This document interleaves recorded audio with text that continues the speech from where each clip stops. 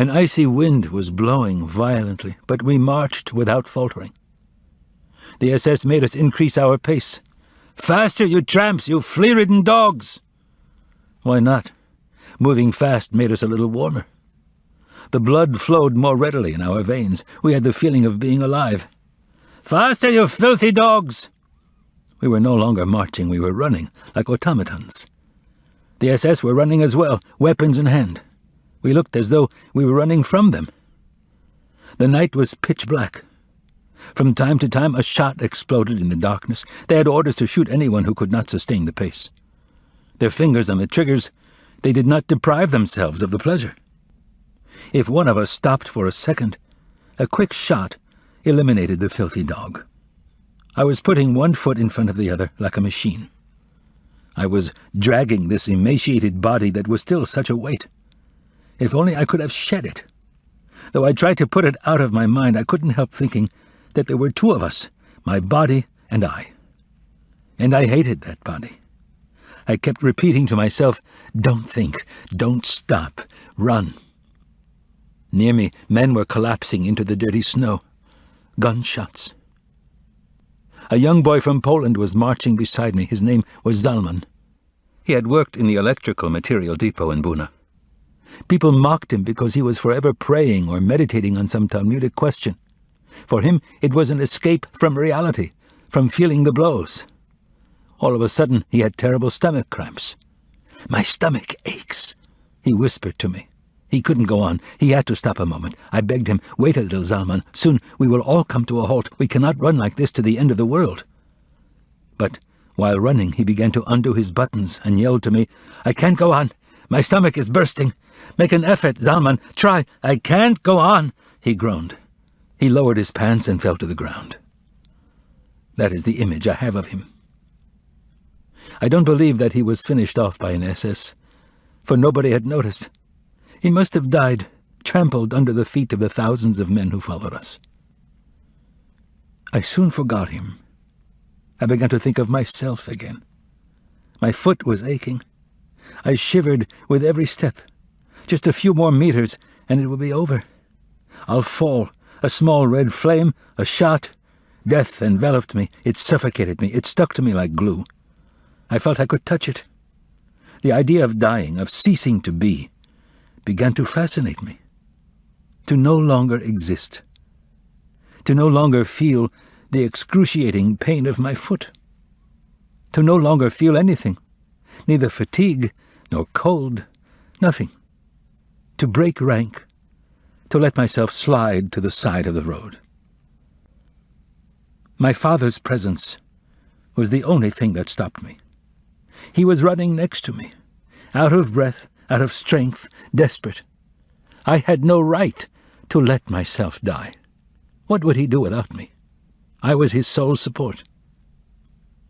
These thoughts were going through my mind as I continued to run, not feeling my numb foot, not even realizing that I was still running, that I still owned a body that galloped down the road among thousands of others. When I became conscious of myself again, I tried to slow my pace somewhat, but there was no way. These human waves were rolling forward and would have crushed me like an ant. By now, I moved like a sleepwalker. I sometimes closed my eyes, and it was like running while asleep. Now and then, someone kicked me violently from behind, and I would wake up. The man in back of me was screaming, "Run faster! If you don't want to move, let us pass you!" But all I had to do was close my eyes to see a whole world pass before me, to dream of another life. The road was endless. To allow oneself to be carried by the mob, to be swept away by blind fate. When the SS were tired, they were replaced. But no one replaced us. Chilled to the bone, our throats parched, famished, out of breath, we pressed on. We were the masters of nature, the masters of the world. We had transcended everything, death, fatigue, our natural needs. We were stronger than cold and hunger, stronger than the guns and the desire to die, doomed and rootless, nothing but numbers. We were the only men on earth. At last, the morning star appeared in the gray sky. A hesitant light began to hover on the horizon. We were exhausted. We had lost all strength, all illusion. The commandant announced that we had already covered 20 kilometers since we left. Long since, we had exceeded the limits of fatigue. Our legs moved mechanically, in spite of us, without us. We came to an abandoned village. Not a living soul, not a single bark. Houses with gaping windows. A few people slipped out of the ranks, hoping to hide in some abandoned building. One more hour of marching and, at last, the order to halt. As one man, we let ourselves sink into the snow. My father shook me. "Not here. Get up. A little farther down. There's a shed over there. Come." I had neither the desire nor the resolve to get up. Yet I obeyed.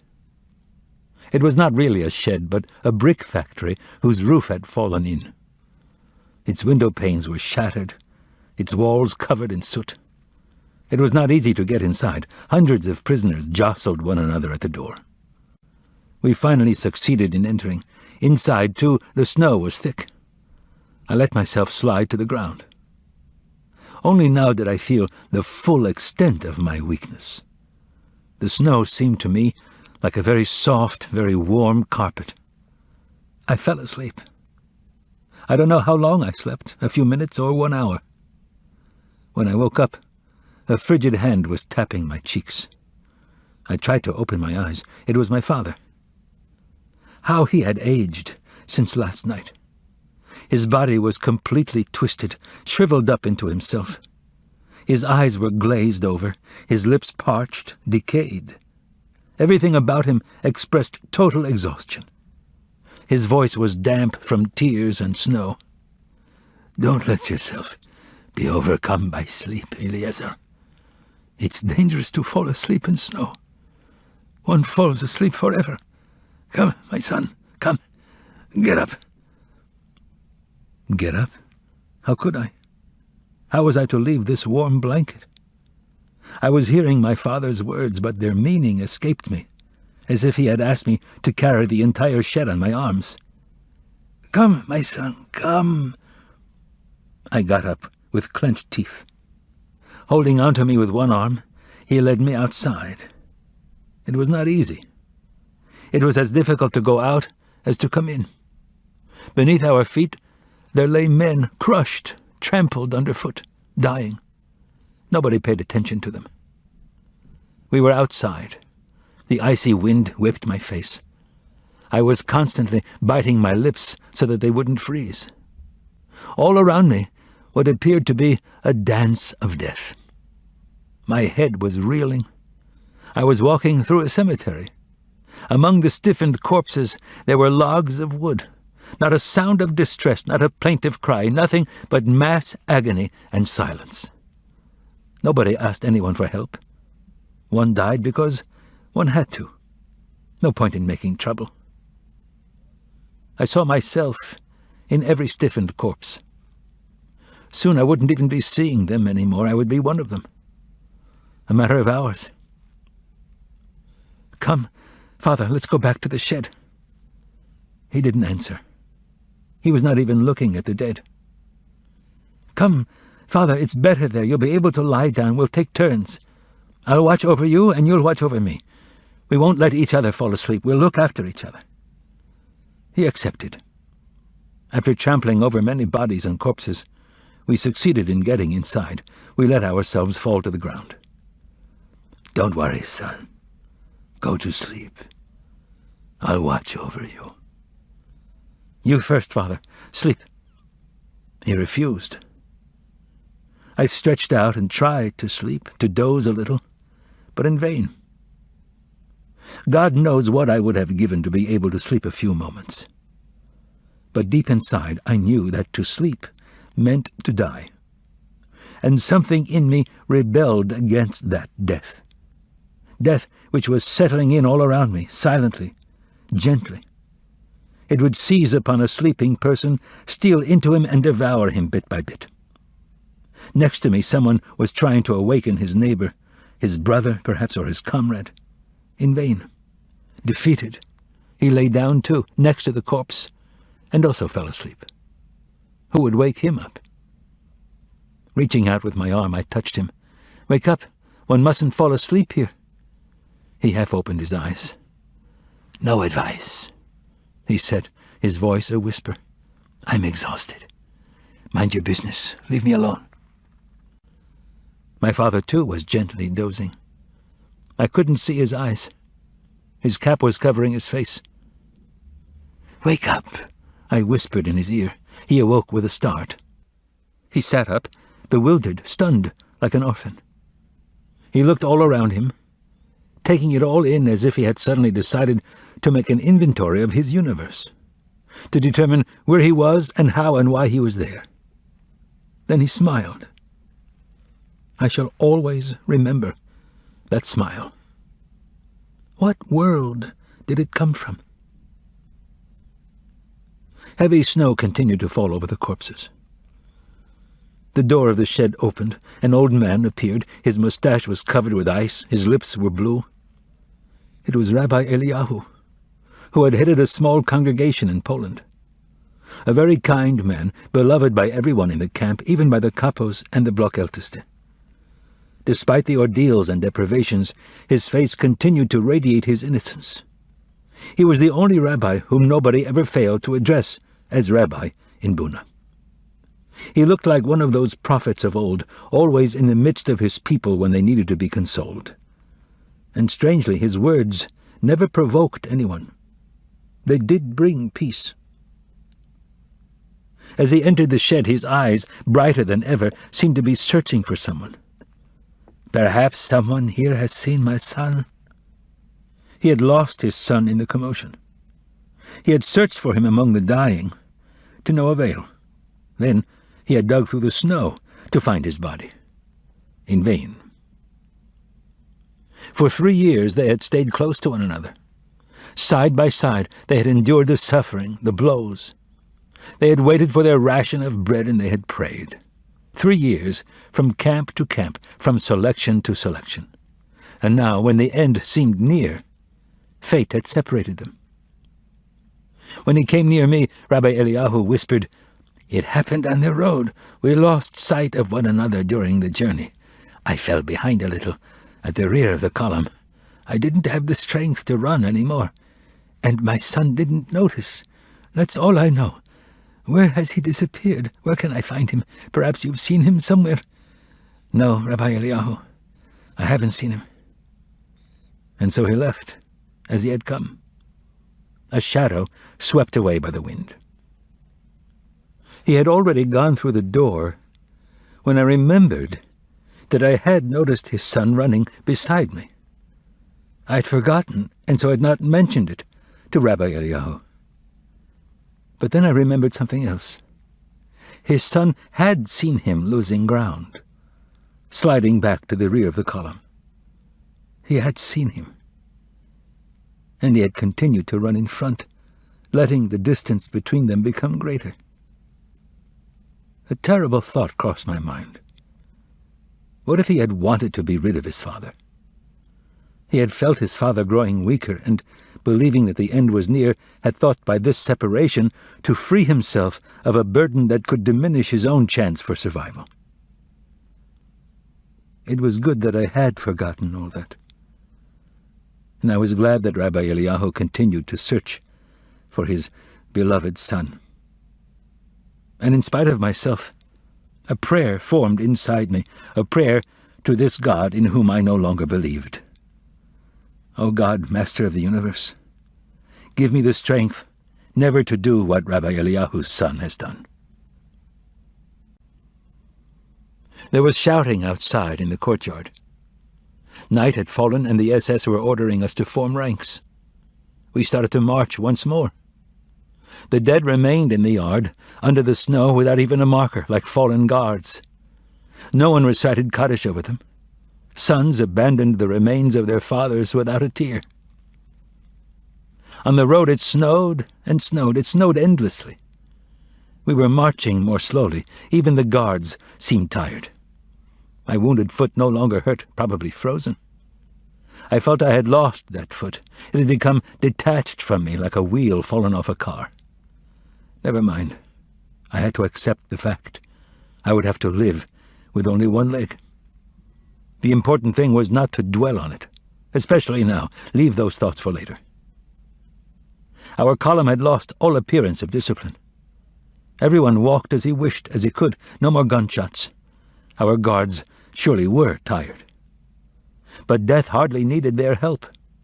The cold was conscientiously doing its work. At every step, somebody fell down and ceased to suffer. From time to time, SS officers on motorcycles drove the length of the column to shake off the growing apathy. "Hold on, we're almost there. Courage, just a few more hours. We're arriving in Gleiwitz." These words of encouragement, even coming as they did from the mouths of our assassins, were of great help. Nobody wanted to give up now, just before the end, so close to our destination. Our eyes searched the horizon for the barbed wire of Gleiwitz. Our only wish was to arrive there quickly. By now it was night. It had stopped snowing. We marched a few more hours before we arrived. We saw the camp only when we stood right in front of its gate. The capos quickly settled us into the barrack. There was shoving and jostling as if this were the ultimate haven, the gateway to life. People trod over numbed bodies, trampled wounded faces. There were no cries, only a few moans. My father and I were thrown to the ground by this rolling tide. From beneath me came a desperate cry. "You're crushing me! Have mercy!" The voice was familiar. "You're crushing me! Mercy! Have mercy!" The same faint voice, the same cry I had heard somewhere before. This voice had spoken to me one day. When? Years ago? No, it must have been in the camp. "Mercy!"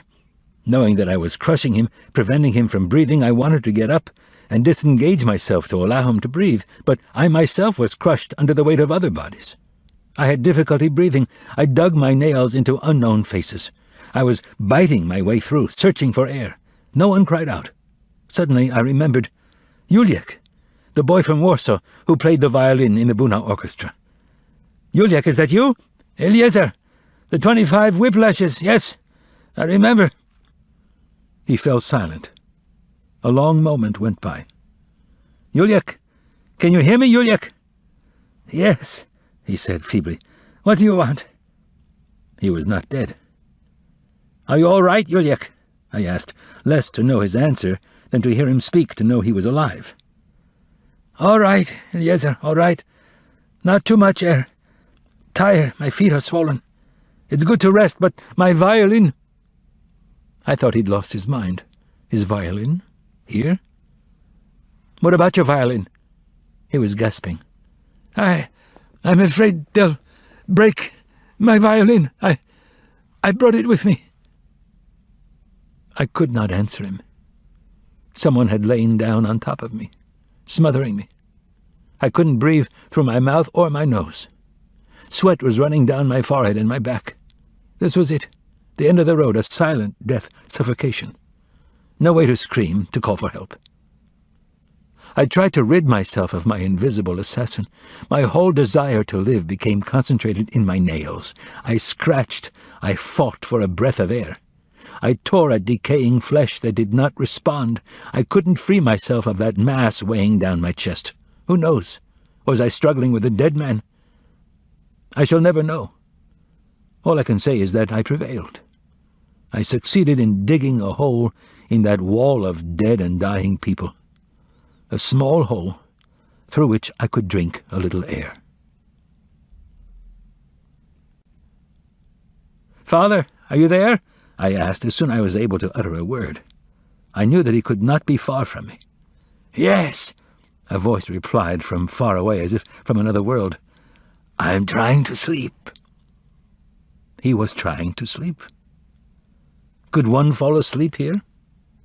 Wasn't it dangerous to lower one's guard even for a moment when death could strike at any time? Those were my thoughts when I heard the sound of a violin. A violin in a dark barrack where the dead were piled on top of the living. Who was this madman who played the violin here at the edge of his own grave? Or was it a hallucination? It had to be Juliek. He was playing a fragment of a Beethoven concerto.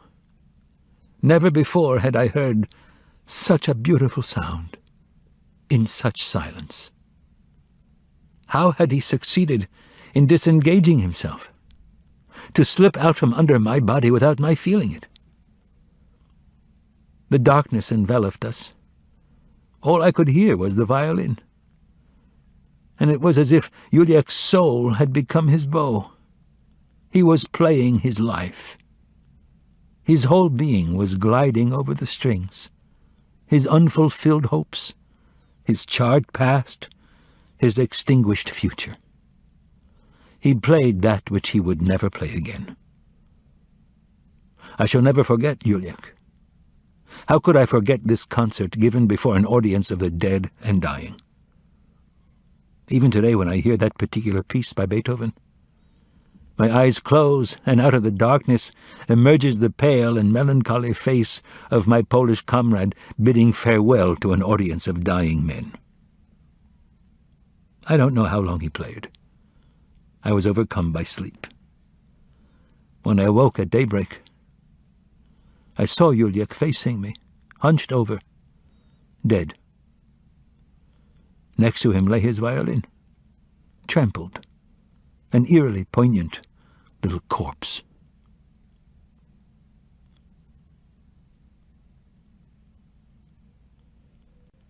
We stayed in Gleiwitz for 3 days.